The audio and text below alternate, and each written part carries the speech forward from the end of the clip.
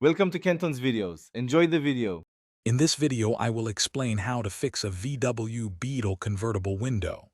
We'll start by identifying the root cause of your window woes, whether it's a faulty regulator, motor, or electrical issue. Then, I'll guide you through the replacement process, offering practical tips for a smooth repair. Finally, we'll cover essential adjustment and reset procedures to ensure your window operates flawlessly, giving you peace of mind on the road. First, let's pinpoint the problem. If you hear the motor running but the window doesn't move, your window regulator is likely the culprit. A common issue is a broken cable within the regulator assembly. Also, inspect the wiring harness in the door jamb, as wires can break from repeated flexing. Sometimes, a faulty window switch or even the comfort control module can cause issues.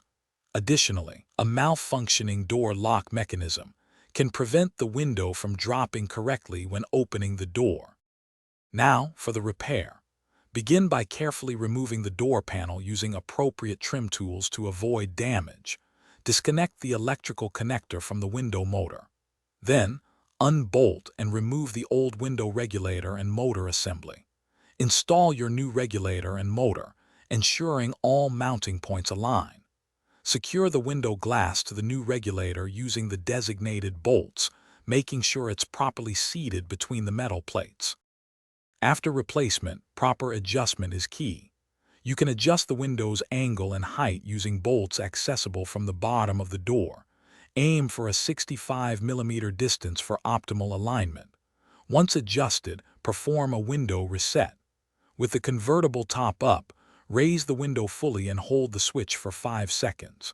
Then, lower it completely and hold for another 5 seconds. This procedure helps the window relearn its limits and restores automatic functions. Thanks for watching. Consider subscribing if we helped you.